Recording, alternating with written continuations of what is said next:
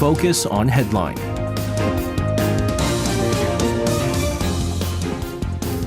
All right, let's take a look at what major issues are making the headlines today on Focus on Headline. For this, joining us in the studio today, we have our Wednesday reporters in Handan and Yunejang. Guys, welcome back. Good evening. Good evening to you guys. We've been closely following up on the visit by the IAEA Director General Rafael Grossi to Japan.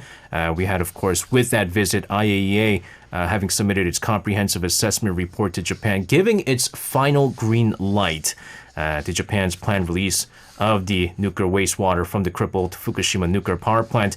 South Korean authorities, meanwhile, they're saying that they're in the final stages of writing their own assessment report here, whether or not there's going to be conflicting report or just simply similar report as the IAEA said. We'll have to wait on that. But nevertheless, Don, you're going to start us off. What's the latest on this? The first deputy chief of the Office for Government Policy Coordination, Park Gu-yeon, said during a regular briefing today that South Korean authorities are trying their best to release their own assessment report on Japan's water discharge. Park said that the government understands that Korean citizens are eager to find out about the government's own safety report, reassuring that it'll be released very soon. The report, led by the Korea Institute of Nuclear Safety, looks into the safety of Japan's plan based on scientific and technological evaluations, and also will contain the results of the inspection conducted in May by the team of Korean experts who traveled to Fukushima. There has been a swirl of controversy surrounding the team's on-site inspection, with some criticizing that not enough data was provided to them by the plant operator, Tokyo Electric Power Corporation. So all eyes are on the results of their analysis following their trip to Fukushima. Korea's Nuclear Safety Institute has been conducting its own independent safety inspection on the planned nuclear wastewater discharge since August 2021 and is in the final stages of completing the assessment report. The report will also include South Korea's official stance on the IAEA's comprehensive report submitted to Japanese Prime Minister Fumio Kishida on Tuesday. Amid mounting concerns that Japan's treated water will still contain some radioactive elements like tritium and carbon-14. Officials also reassured today that it's difficult to recognize carbon-14 as a dangerous factor as Japan maintains a conservative standard. They explained that while the global safety standard for release of carbon-14 is 2,000 becquerels per liter, Japan's treated water contains around 215 becquerels at most and only about 30 becquerels on average per liter. They said there's no need to worry about carbon-14 as its level of concentration will be further diluted with seawater. Of course, the current South Korean government has said that they will respect and have respected the results of the IAEA report. But the unfortunate thing here is now this has become political with the opposition party, the Democratic Party, obviously for the longest time now opposing the release of the wastewater there. And I mean, it seems like for now, it seems to be because of the concerns of the people of Korea, but because of the clash between the two rival parties, it's become political. But nevertheless, Haejung, you're going to give us the remarks, the reactions from the opposition. Right. So today, the presidential office said that the government will put the health and safety of our people first after the IAEA released the report saying that the Fukushima nuclear plant water release into the sea actually does meet safety standards. Now, according to a presidential office official, the decision of the IAEA is respected, being the leading international organization under the UN in the field of nuclear safety. And the presidential office will continue monitoring in close cooperation with the IAEA and the Japanese government on whether the implementation and the inspection plans proposed by them are properly implemented.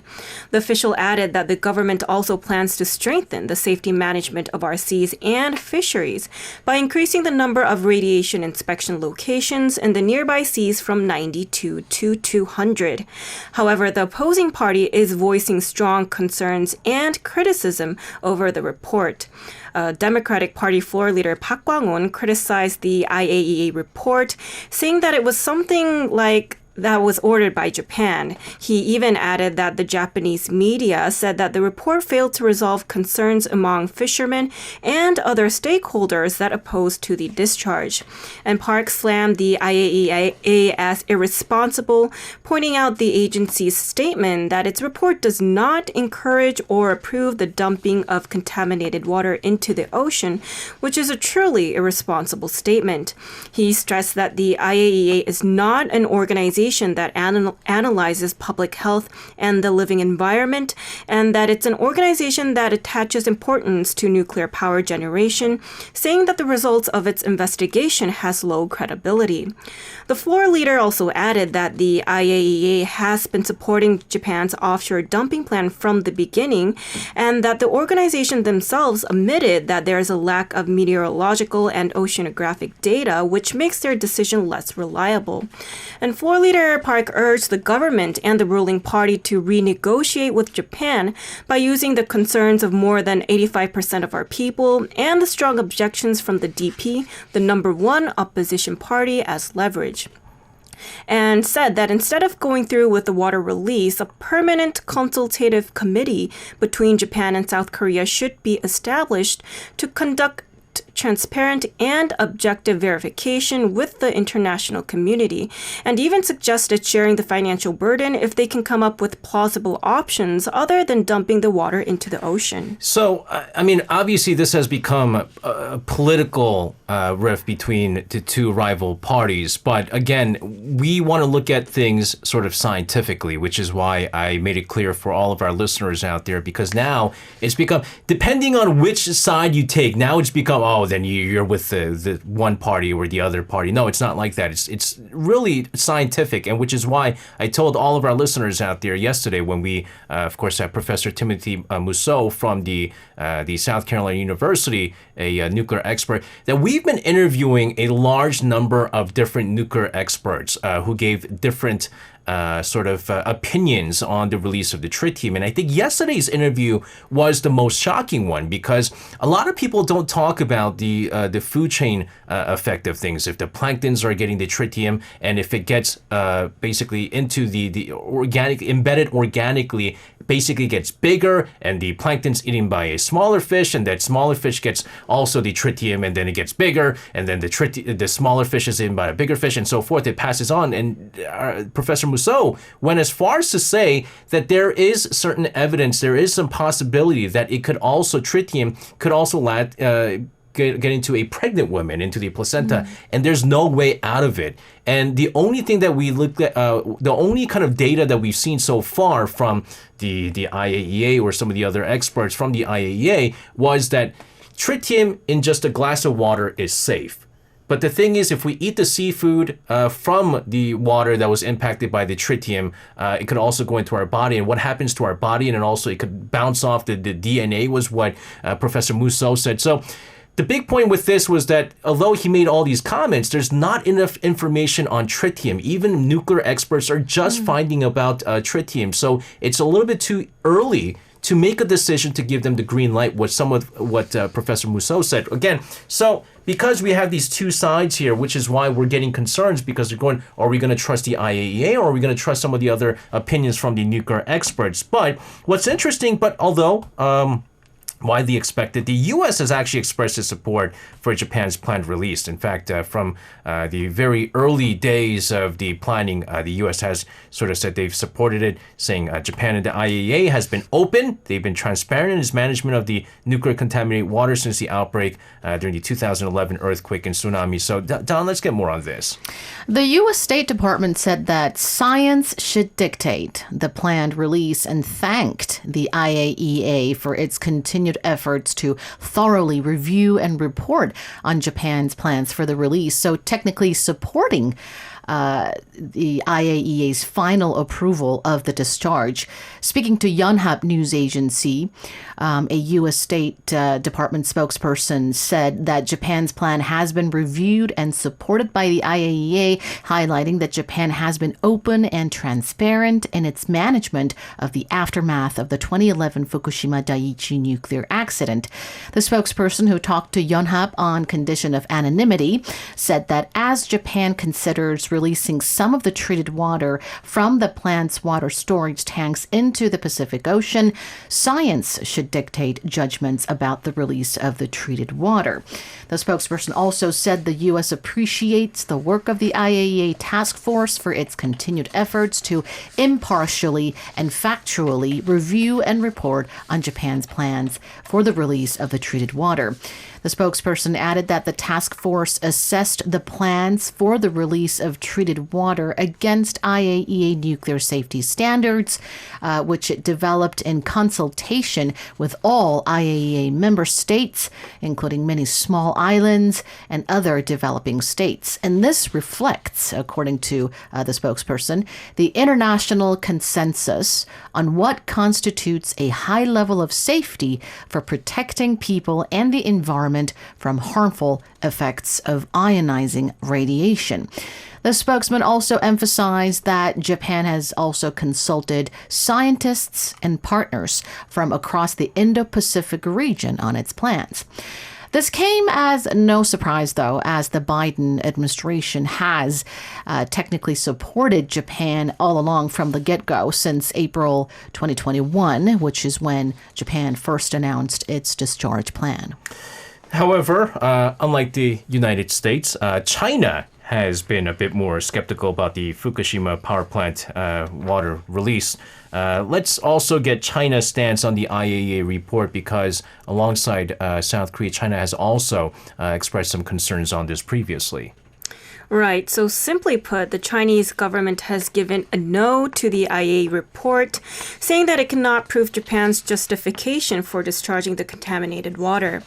Now, following the IAEA's report release on July 4th, the Embassy of the People's Republic of China in Japan held a press conference. And during the special press conference, they stated that the IAEA's report does not guarantee the legitimacy and the legality of the discharge, and that the IAEA is an organization that promotes the peaceful use of nuclear energy, which is not suitable for assessing contaminated water. It also argued that the organization is not qualified to assess the long-term effects of the contaminated water on the marine environment and biological health. The embassy emphasized that it cannot absolve Japan of its moral responsibility and obligations under international law. It also criticized Japan for deciding to discharge the contaminated water regardless of the IAEA's decision and for failing to show any scientific respect in the process. Now, the Chinese Foreign Ministry also stressed that Japan had limited the authority of the IAEA's working group from the outset and refused to accept the evaluation of other options for disposal of the water. And according to a Chinese Foreign Ministry spokesperson, the report cannot be a pass for Japan's decision to release the water, and nor can it prove that the decision is the only safe and reliable choice. And in line with such comments, the Chinese government urged Japan to cancel its plans for the discharge and find a scientific and transparent solution to the problem with the international community. You know, what's interesting is there was an article by the Yomiuri Shimbun. This was on June 23rd, 2023, so maybe a few weeks ago here. And the title was, Chinese nuclear power plants releasing water containing tritium level 6.5 times higher than planned Fukushima discharge. And they have all these maps here with different nuclear power plants and how much tritium is being released. And basically going, you guys have no right to complain because you guys are releasing so much more tritium into the water than we are. But again, like in some ways, Japan does have somewhat of an argument here. And I think Japan's also kind of arguing the same thing, right? They're going, how come you guys aren't complaining about China? Why are you guys making so much fuss about us? Is the other argument here. So it is now it's become a diplomatic thing, so quite interesting. But nevertheless, with the IAEA's final approval, Japan is on track, nevertheless, to release the nuclear contaminated water this as early as next month. The Kishida administration expected to make further efforts to convince the local fishing industry, but looks to set to commence the discharge this summer as planned. Nevertheless, there's been talks about whether or not there's going to be some compensation towards the fishing community. Tan, let's get more details on this. Sure. Major Japanese news outlets are reporting that the Japanese government will likely begin the discharge next month. Nihon Keizai Shimbun reported that the government will first explain the details of the IAEA report to the Japanese public and surrounding countries and make further efforts to convince them of its plan's safety. Prime Minister Fumio Kishida told IAEA Chief Rafael Grossi on Tuesday that as a responsible leader of the international community, he won't approve of a water discharge that could be harmful to the people of Japan and people of other countries. He promised to transparently explain the plan's safety to people at home and abroad based on scientific data.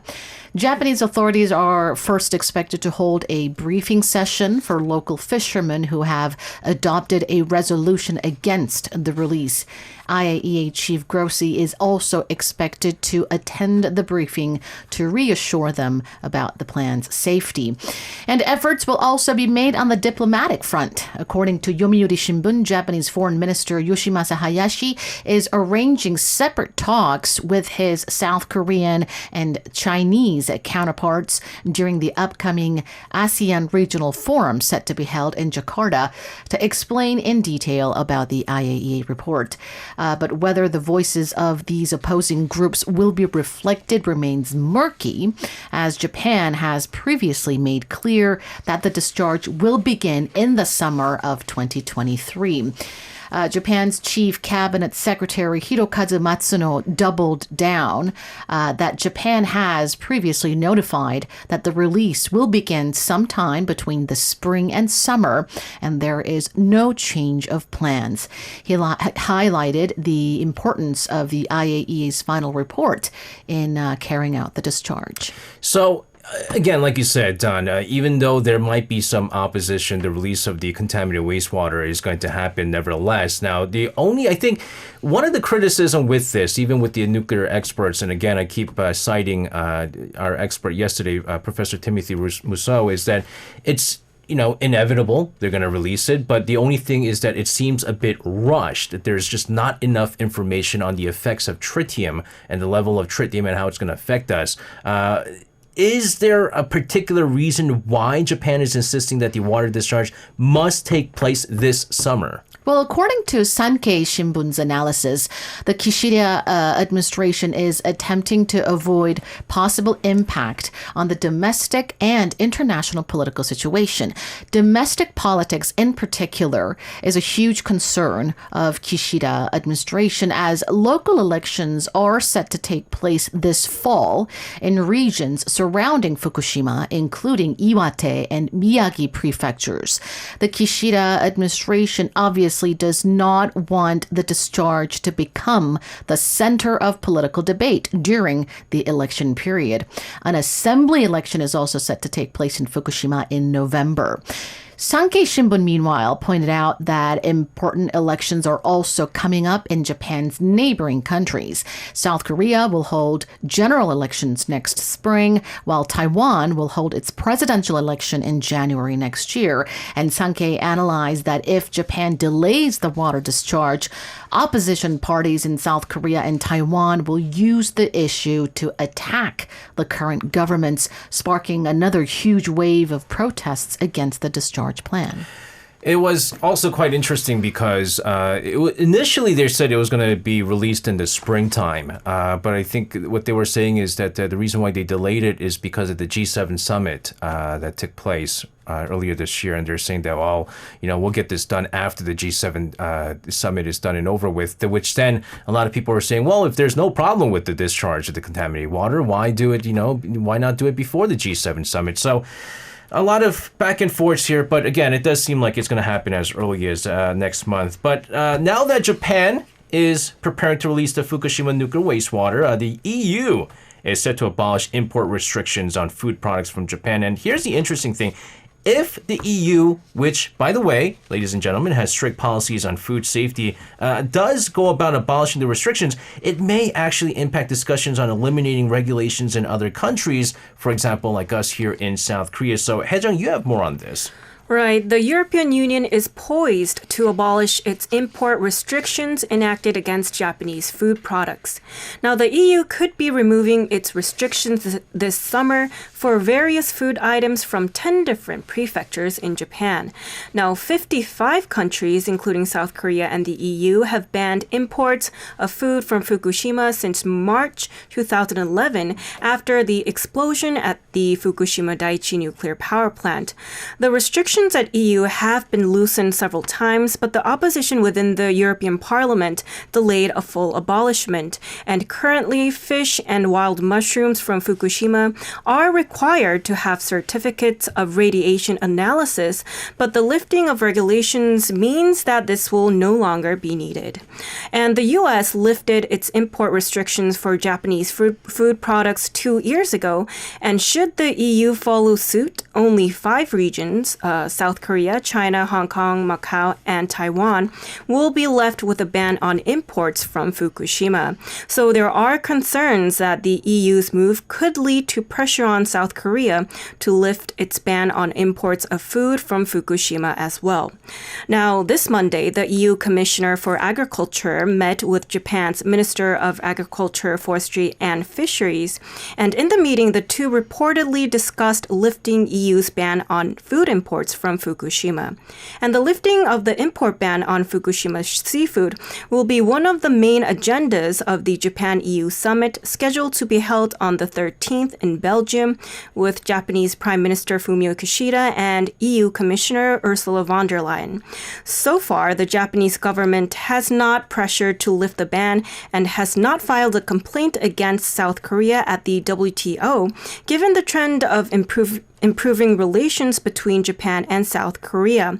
However, if the EU does lift its ban and the IAEA certifies that the contaminated water discharge plant is safe, the South Korean government could face indirect pressure to lift the ban as well. Yeah, and it's quite interesting because the People Power Party came out earlier this week saying that despite the fact that they do respect the reports that this was before the IAEA's final report came out, that everything seems transparent, everything seems to be okay, and we're going to respect the results of this. They said still they're not going to lift the ban on the Fukushima fish products or the seafood products until the concerns of the South Koreans are completely lifted. So it seems like for now they're not going to lift the ban on this, but like Haejung said, maybe they should face indirect pressure to lift them as well soon enough. We're going to move on here. The latest on the follow-up measures of the government's third-party fund solution to the compensation issue of Japan's wartime forced labor. The government has filed for the deposit of compensation for 2 more victims, but whether the bereaved families of the 2 victims will collect their compensation is yet to be known. Talon, what do we know so far?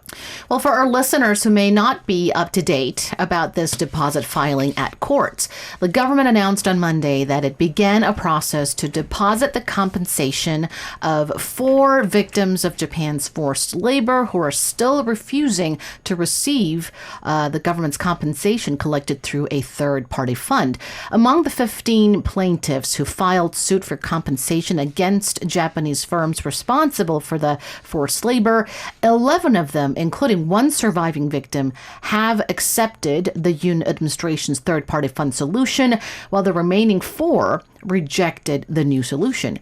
The government filed for the deposit of compensation for 2 of the 4 victims earlier this week with the Gwangju District Court and Jeonju District Court, but one of them, a surviving victim named Yang Geum-deok, refused to receive the compensation, and so the deposit application was dismissed. And it was found today that the government has filed for the deposit of compensation for the other 2 victims who passed away with the Suwon District Court.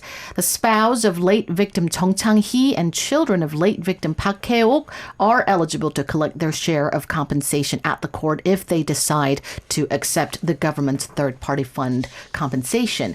The court plans to decide whether to accept the government deposit after further reviewing submitted documents.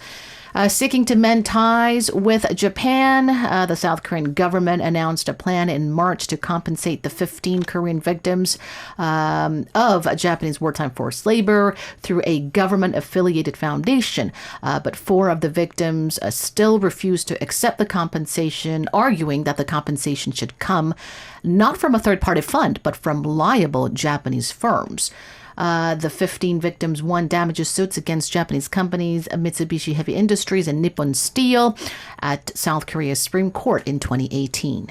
It is interesting. I think they're personally, not personally, directly kind of trying to deposit towards the families, the bereaved families, because what we've seen so far are most of the people who have accepted the fund are the bereaved families of the victims and not the victims themselves. But again, it seems like this is going to be something that's going to be ongoing. We'll keep a close tab on the issue here.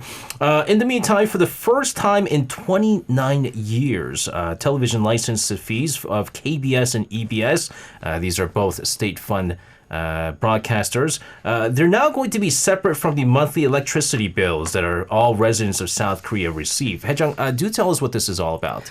Right. The state broadcasting watchdog, the Korea Communications Commission, or KCC, has approved the separation of license fees for Korea Broadcasting System, KBS, as well as the Education Broadcasting System, EBS, from electricity bills.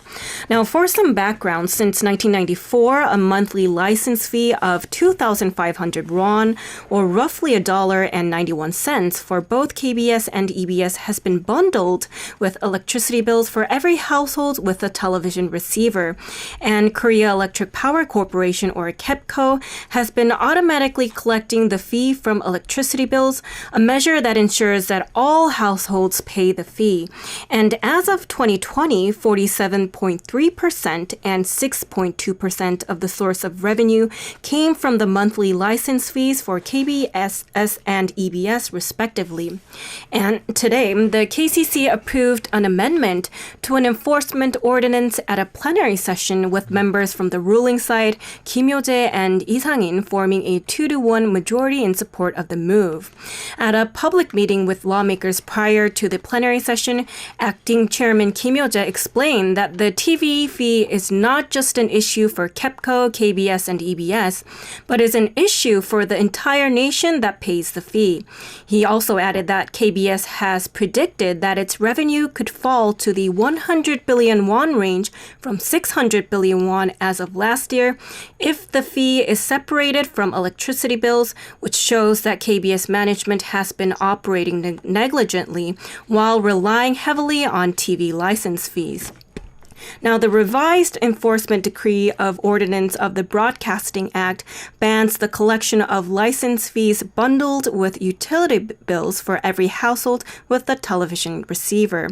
The revisions will be subject to approvals by a vice ministerial meeting, the cabinet, and President Yoon Suk-yeol before being promulgated as early as mid-July. But until now, many households were not aware of the existence of these fees because in most cases, the fee is included in the electricity bill. However, the situation may change if KEPCO notifies the TV receiver fee separately from the electricity bill. So currently, households without a TV set can call the KBS call center to cancel the fee, but not many households really know this, and the current law only allows the fee to be charged to households with TV sets. So households that watch videos or on PCs or smartphones can have the right to refuse. And the separation coming up is expected to increase the number of households that refuse to pay the fee. And of course, KBS, which opposes the revisions on the grounds that the change could potentially damage the foundation of Public Broadcasting and inflict a drastic decline in its key source of revenue, filed an injunction with the Constitutional Court seeking to halt the revisions. Yeah, again, I mean, I do get the electricity bills every month, but I just look at how much it is and put it off on the side, and it's paid. And I actually did not know that these are automatically paid, but it is a whole lot of chunk. Again, I mean, 2,501 doesn't seem like a whole lot, but when you kind of multiply that with all the households with television, it does come out to a lot, and it's a large chunk of the budget that they're going to be losing out on. Let's move on here. South Korean military has retrieved a North Korean spy satellite wreckage and concluded that it has no military utility. Now, this came just more than a month after North Korea's failed launch of the military reconnaissance satellite. So, Tana, what did they find there? Well, after weeks of did it or did it not, the South Korean military has finally retrieved the sunken debris of the failed North Korean space rocket, ending salvage operation that lasted for over a month. The Joint Chiefs of Staff said that the military raised key parts of the Balligyong-1 satellite through the operation in the West Sea and said that judging from its poor quality, the rocket debris has no military utility as a reconnaissance satellite. And this after they conducted an exhaustive analysis with top U.S. experts. But the South Korean military did not detail the findings through the Allies' analysis of the wreckage or the reason why they assessed it to be militarily useless, also keeping any photos of the retrieved part of the satellite under the wraps.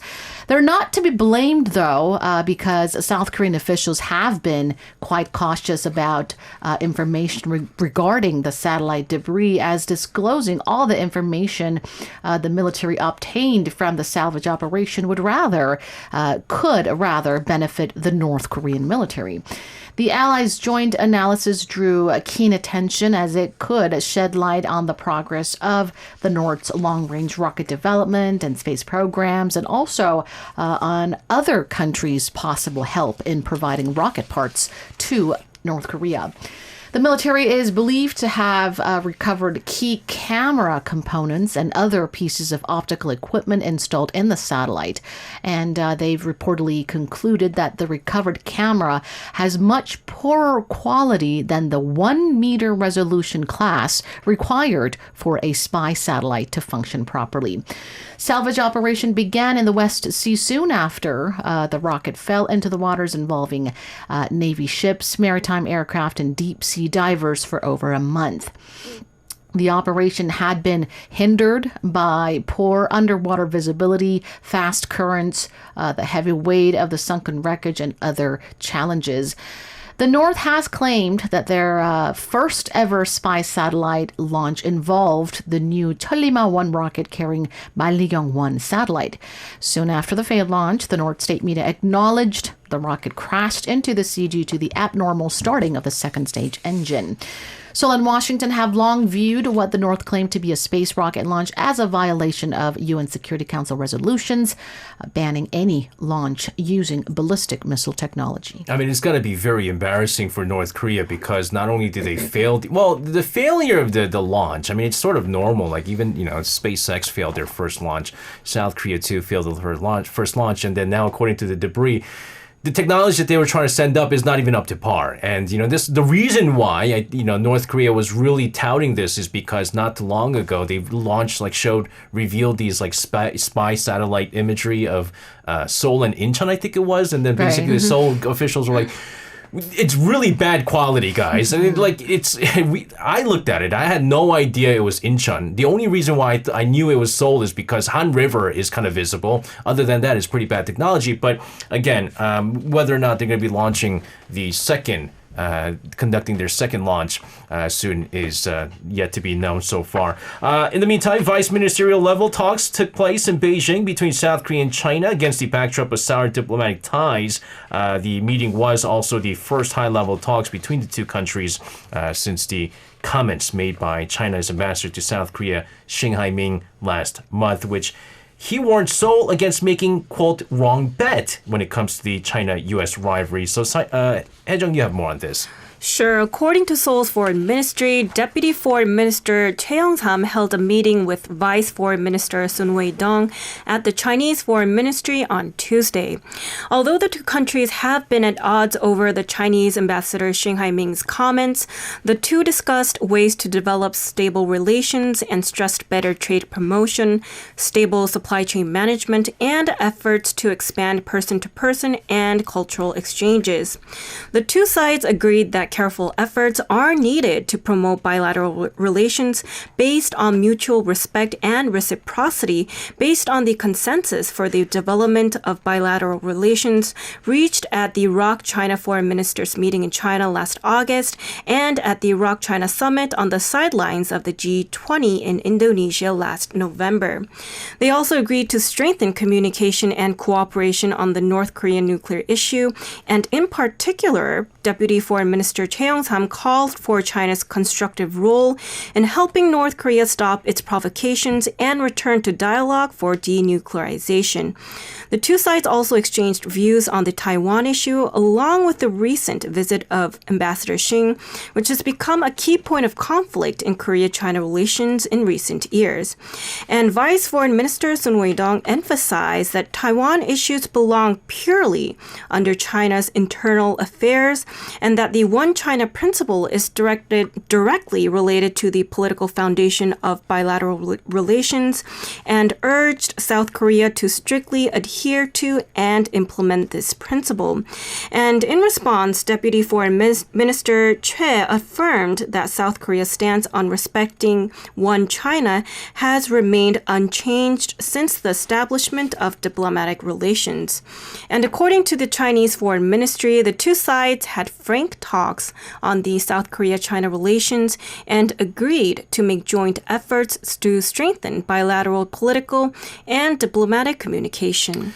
Before we wrap up, a message from FanBunny31 who says in Germany we have a broadcasting tax. For that we have to pay once a year. So yeah, I mean every country I think has somewhat of a fee that you pay. Here in Korea again, for the state broadcast it was 2,500 won every month that you pay, and you multiply that by 12 is what you get. But it's going to get quite interesting here. Nevertheless, guys, thank you very much for your report today. Have a safe rest of the weekend. We'll see you guys again. Thank you.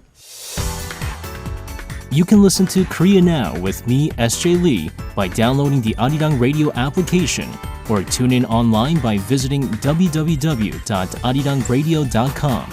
So make sure you tune in Mondays through Fridays, 6 p.m. to 8 p.m. Korea time.